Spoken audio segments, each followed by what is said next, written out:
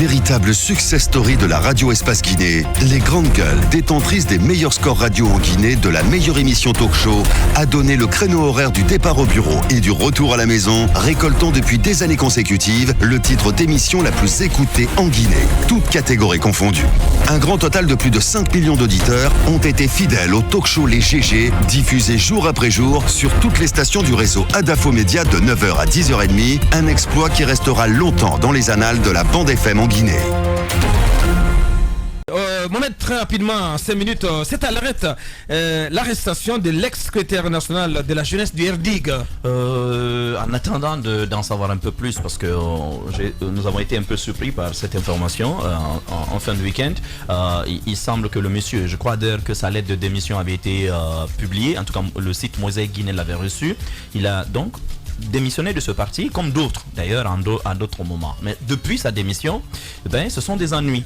Vendredi, on apprend qu'il a fait l'objet d'une arrestation et puis drainé, je crois, de Koya, trimballé jusqu'ici à la fameuse brigade de Yimbaya ici, où nos collègues de Gangan avaient connu cette odyssée assez rocambolesque ici à Yimbaya. Et puis depuis là, plus rien. Les Grandes Gueules. Mais ce qui m'inquiète, c'est que ce matin, on apprend qu'il a été privé de son téléphone portable. Ses conditions de détention. Ses conditions de détention. On n'appelle pas ça une détention. S'il a été arrêté vendredi, en attendant d'être présenté à un juge, il doit être en garde à vue. Un poste de gendarme n'est pas un lieu de détention, justement. Il doit être en garde à vue. Et on nous dit, mais justement, personne ne le sait. Sa famille, sa femme ne le sait pas. Quand on a contacté Jean-Marc, il a dit tout simplement qu'il n'était pas au courant. Ce qu'on a appris, c'est que c'est pas pourtant. Ce qu'on a appris, c'est que c'est sûr. Sa femme dit que c'est sa femme de Jean-Marc Teliano. Mais Jean-Marc Teliano affirme sur les réseaux, plutôt sur les sites internet, qu'il n'est pas au courant. Maintenant, je veux quand même être prudent. Parce que je sais par expérience que quand quelqu'un quitte le parti de M. Jean-Marc Teliano, généralement, il y a des poursuites. Vous vous rappelez Joachim Baba Milimono, en son temps, il a poursuivi d'autres pour une histoire juste d'un ordinateur portable. Je ne sais pas, donc je ne veux pas vraiment me jeter en conjecture là-dessus. Et d'une histoire d'argent aussi. Voilà, il peut y avoir une histoire d'argent, ou même une histoire de stylo, parce qu'il ne vous laissera pas partir si vous devez un stylo à son parti. Mais il faut laisser les gens. Ce que moi je déplore, même si c'était une question criminelle, ce que je déplore, par contre, c'est que ce sont les conditions aujourd'hui d'arrestation de monsieur en catimini. Pas de convocation. À 6h du matin, on vient le cueillir. Personne n'est au courant de ce qui se passe et on l'enferme là à Yimbaya. Je veux quand même interpeller directement ici le haut commandant de la gendarmerie nationale, parce que vous vous rappelez encore dans la situation de notre collègue Aboubakar Kamara de Gangan, à l'époque c'était clair qu'il y avait encore des vices de procédure. Il ne faut pas que ce poste de gendarmerie sape tout le travail qui est fait au niveau de la gendarmerie et de la police ces dernières années. Il faut un minimum de respect de la procédure. Il doit être convoqué dans les règles de l'art. Moi, je ne sais pas ce qui se passe. Il doit être convoqué dans les règles de l'art et on ne peut pas le mettre au violon comme... Ce n'est pas leur droit cela. Je comprends. S'il est accusé de quoi que ce soit. Et vous savez pourquoi je pense que c'est pas clair. Aboubakar, tu sais pourquoi je pense que c'est pas clair. C'est une méthode pour les gendarmes, les policiers, le week-end, d'arrêter les gens. Si on vous convoque à Conakry un vendredi, écoutez, si vous avez votre bien, allez à Dakar.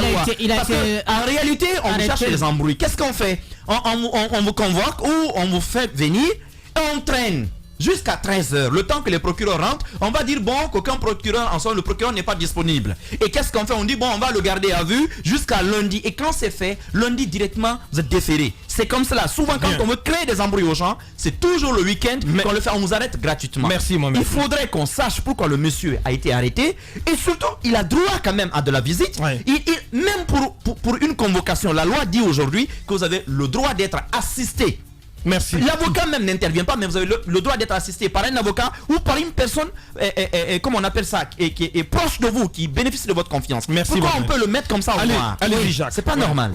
Il a été arrêté samedi matin. Samedi matin, voilà. Moi, j'ai pu échanger avec lui parce qu'il est venu ici la veille. Vendredi. Pour faire sa déclaration de démission. Il venait de déposer sa lettre de démission. Donc il est passé ici. Nous lui avons accordé une interview, la radio et la télévision. Et donc à partir de là, il a pris mon numéro. Le samedi matin, donc effectivement, à 6h, il m'a appelé quand les gendarmes étaient arrivés chez lui. Donc il est, je crois, à Koya. Il est à Koya. Et Pour ceux qui le connaissent peut-être, il s'appelle Faya Bruno. Faya Bruno Leno. Faya Bruno Leno, ils peuvent retenir son nom. Donc il a été... Après donc, nous avons tenté de le joindre parce que nous avions voulu en savoir un peu plus. On n'est pas parvenu. Et c'est effectivement dans ces conditions qu'il a été arrêté. Maintenant, moi, je ne sais pas... Il me disait que c'était des gendarmes, mais je ne savais pas qu'il était amené jusqu'à Yimbaya ici. Effectivement. Et ce qu'on lui reproche, on ne sait pas encore trop. On vous arrête à Koya, mais encore une fois, je crois... Yimbaya de Koya, vous êtes à préfecture de Koya. Yimbaya qui relève de Mafanko et Koya qui a son... Et à Yimbaya, Jean-Marc Tiliano, il faut le dire, il a de bonnes relations avec la gendarmerie de Yimbaya, vu que son parc de véhicules... Si, on le sait, hein, Bakar, ce sont des informations que nous avons. Vous savez que c'est un habitué des faits, c'est un habitué des gendarmeries et des polices, pour avoir d'ailleurs été illustré le monsieur disparition de tablettes au niveau de l'Assemblée nationale, qui du coup se permet de faire arrêter arbitrairement un citoyen. Se découvre un citoyen. Il dit que c'est pas lui. Non, ça ne passe pas. Il peut pas dire que c'est pas lui. Ça ne passe pas du tout.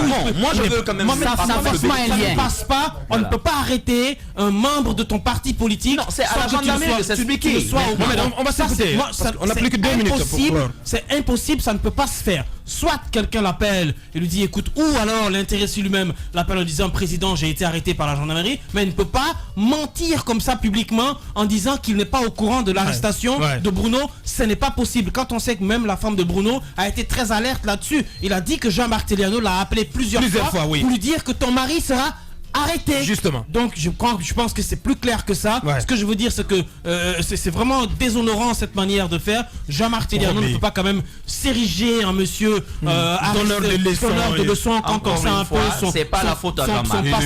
C'est la faute à ces gendarmes et les actes qu'il a posés à l'Assemblée nationale. Merci à tous les deux. Il a la chance, c'est lui qui devrait se retrouver en prison depuis très longtemps pour avoir fait disparaître une tablette.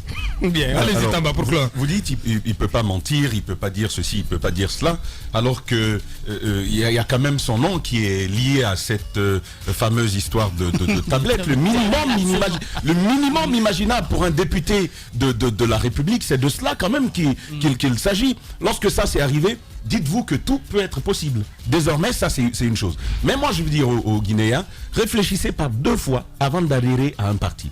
Il y a des partis, quand tu rentres en paix, tu sors plus en paix.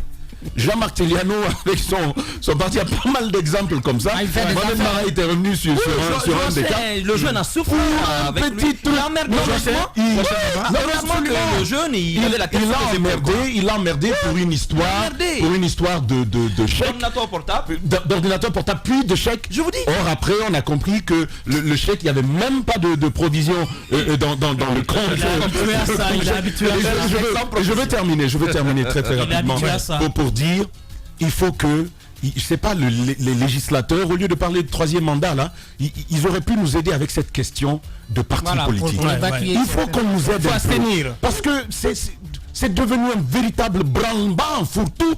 Il y a n'importe quoi dans ce qu'on appelle politique en Guinée. Et quand tu en parles, après on te sort des histoires et c'est ceci, c'est cela, mais il faut qu'on nous aide, que cet environnement soit un peu assaini, que l'on sache désormais qu'il y a par exemple une branche sérieuse par là, une autre par là, ça nous suffirait, et que ce soit un peu bipolarisé, ça nous aiderait comme ça. Des réflexions comme ça, c'est lorsque le pays, ça travaille, ça réfléchit, lorsque le pays est stable. Le pays est stable, on a de bonnes propositions. Mais quand même, quand il y a des problèmes comme ça, c'est l'occasion de réfléchir. On ne réfléchira pas parce que justement, on aime les occasions comme ça, on aime un tel contexte. C'est comme ça ça se passe. C'est pourquoi moi-même, ce qui m'inquiète dans cette situation, c'est l'attitude des agents. De la gendarmerie, parce qu'il y a le politique qui voulait qu'on arrête l'autre, mais vous êtes mandaté, vous connaissez la procédure, comment on peut le cueillir chez lui de Koya, on ne le met pas dans la juridiction au niveau de Koya, on l'amène directement à Yimbaya. De Yimbaya pour aller le cueillir à Koya. Non, je suis mal à l'aise avec ça. Il faut vraiment que le général Baldé sévisse. Malheureusement, on n'a même plus d'interlocuteur avec le haut commandement depuis le départ de colonel Mohamed Alpha Bari, parce que celui qui est là-bas, on ne sait pas trop comment ça fonctionne. Mais là, non, je dis, je ne sais pas d'exister quand même. Je ne sais pas trop comment ça fonctionne. Mais en attendant, c'est important que vraiment le général sévisse quand il y a ce genre de... Et puis le monsieur, après, il serait intéressant qu'ils portent plainte contre ces gendarmes-là. Bien, Mohamed. La suite dans un instant. La normale s'impose en norme. Le sens n'est plus sens. L'intelligence décriée et la médiocrité célébrée. Brisons cette inversion des valeurs. Bienvenue chez les grandes gueules de Radio Espace Guinée, en ondes depuis plus de 7 ans en Guinée.